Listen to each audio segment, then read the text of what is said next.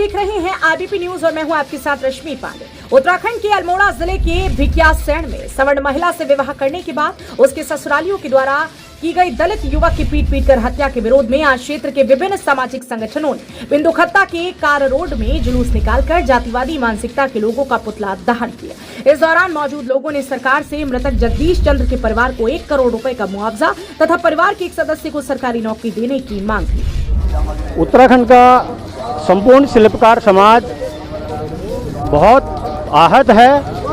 कुछ समय से उत्तराखंड में जातिवादी मानसिकता बहुत अधिक बढ़ चुकी है और बहुत ही अधिक जघन्य घटनाएं और हत्याएं उत्तराखंड में होती आ रही हैं। इसी कड़ी में अभी जगदीश की जो हत्या हुई है वो भी एक निंदनीय घटना है, दर्दनाक घटना है।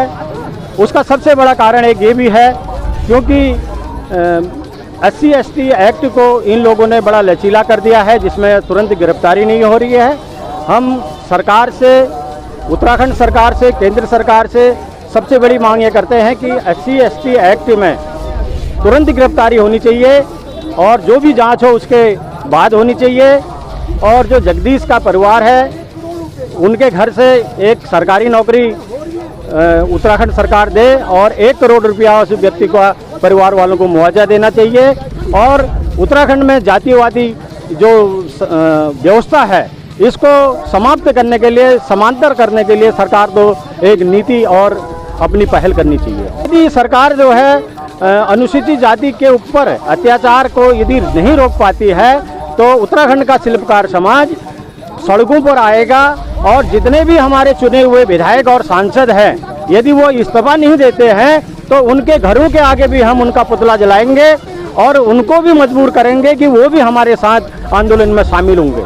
साथ ही चेतावनी दी है कि अगर जल्द ही सरकार द्वारा इस मामले को फास्ट ट्रैक कोर्ट में चलाकर दोषियों को सजा नहीं दिलाई गई तो संपूर्ण प्रदेश में उग्र आंदोलन किए जाएंगे। बताते चले कि प्रगतिशील संगठन के अध्यक्ष रमेश कुमार के नेतृत्व में क्षेत्र के विभिन्न सामाजिक संगठनों के कार्यकर्ताओं ने बिंदुखत्ता के कार रोड में एक जनसभा आयोजित की, जिसमें वक्ताओं ने प्रदेश सरकार पर गंभीर आरोप लगाते हुए सरकार को दलित विरोधी बताया। उसके बाद प्रदर्शनकारियों ने कार रोड में जुलूस निकाला और जातिवादी मानसिकता के लोगों का पुतला दहन किया।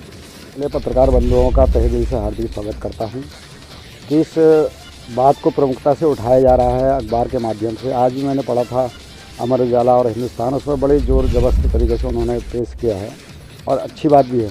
लेकिन दुख इस बात का है कि मोटा हल्दो के अंदर एक हमारी शिल्पकार समाज की बालिका का गला काट दिया गया, उस पर भी, जबकि माननीय मंत्री जी द्वारा भी SSP साहब से भी बातें की, उस पर क्या सुनवाई हो रही है, कोई जानकारी नहीं मिल पा रही है। और दूसरा अभी तत्काल ये मामला निपटा नहीं था तो दूसरा तुरंत अभी अल्मोड़े में जगदीश चंद्र जी जिन्होंने वास्तविकता में एक संवैधानिक तरीके से विधायक पद का चुनाव उन्होंने लड़ा, उसके बावजूद भी सरेआम उनका अपहरण करके उनकी हत्या कर दी गई।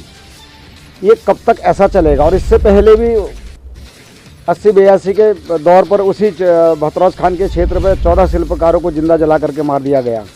ये पिछले कई वर्षों से जो यातनाएं झेल रहा है उत्तराखंड का आज ये गरीब वर्ग, इस वर्ग के देख रेख करने वाला कोई मसीहा के रूप में अगर कोई आ जाए तो बहुत अच्छी बात है, वरना नहीं तो आने वाले समय में मुझे विश्वास है कि ऐसे अगर माहौल बनता रहा, लोग कानून को तोड़ करके अपने हाथों में लेते रहेंगे तो दंगा होना निश्चित है। कहना चाहते हैं माननीय मुख्यमंत्री जी इस वक्त बहुत अच्छा काम करने के मूड में है और काम कर भी रहे, एक्शन भी ले रहे हैं।